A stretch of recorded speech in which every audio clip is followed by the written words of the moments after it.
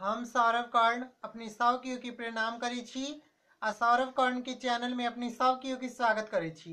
आइ हम एकटा पारंपरिक सामा चकेवा के गीत लऽ के अयलहुँ हँ। आओ सुनी केहन लागत कमेंट में जरूर कहब। जँ नीक लागत तऽ वीडियो के शेयर करब।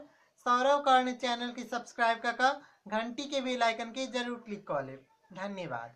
और अहाँ सब कियो के सामा चकेवा के बहुत बहुत शुभकामना। धन्यवाद।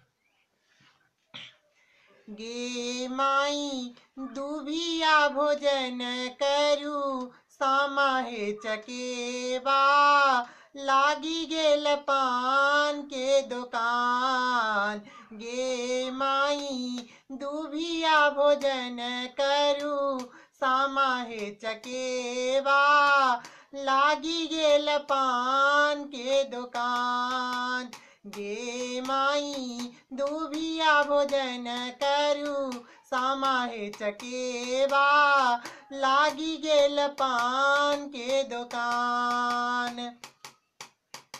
सेहो पान खैलनि भैया से सभे भैया, सेहो पान खैलनि भैया से सभे भैया, रंगी लेल बत्तीसो मुख दांत। गे माई दुभिया भोजन करू सामा हे चकेवा, लागी गेल सेनुर के दुकान। गे माई दुभिया भोजन करू सामा हे चकेवा, लागी गेल सेनुर के दुकान।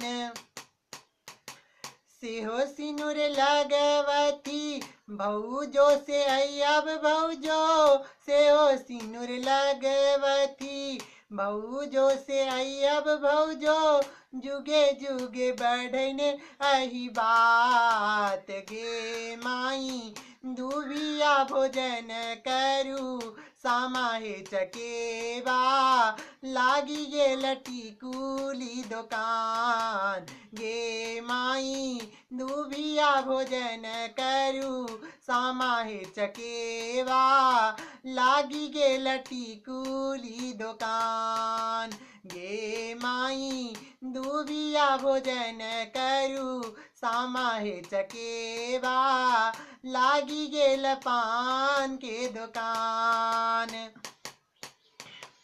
सेहो टिकुली पहिरती बहिनी से सभे बहिनी, सेहो टिकुली पहिरती बहिनी से सभे बहिनी, चमकई जेती ससुरार। गे माई दुभिया भोजन करू सामा हे चकेवा, लागी गेल पान के दुकान।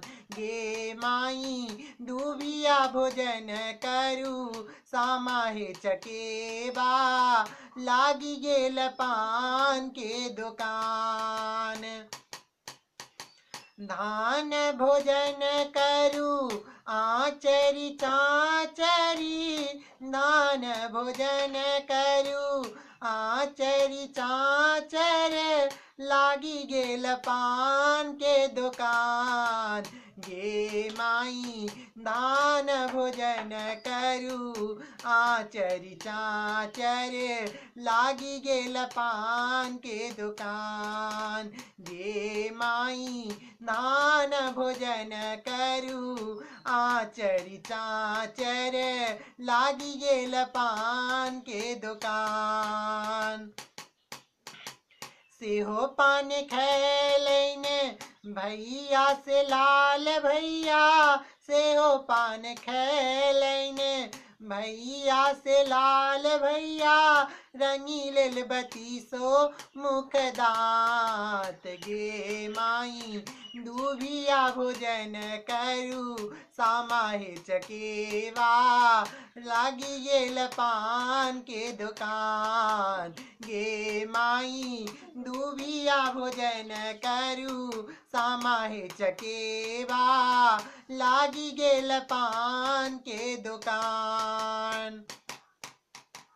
हंसी हंसी पूछथिन सभे सुबे भौजी हंसी हंसी पूछतीन, भौजियो से सुबे भौजो कहाँ मारंगेलौ सब दांत गे माई, दूबिया भोजन करू सामाहे चकेवा, लागी गेल पान के दुकान गे माई, दूबिया भोजन करू सामाहे चकेवा, लागी गेल पान के दुकान। अहूँ के नैहर धनी मोर ससुररिया, अहूँ के नैहर धनी मोर ससुररिया, साली सरोजनी रंगी दे गे माई, दूबिया भोजन करू सामाहे चकेवा, लागी गेल पान के दुकान गे माई, दूबिया भोजन करू सामाहे चकेवा, लागी गेल पान के दुकान गे माई, दूबिया भोजन करू सामाहे चकेवा, लागी गेल पान के दुकान। धन्यवाद।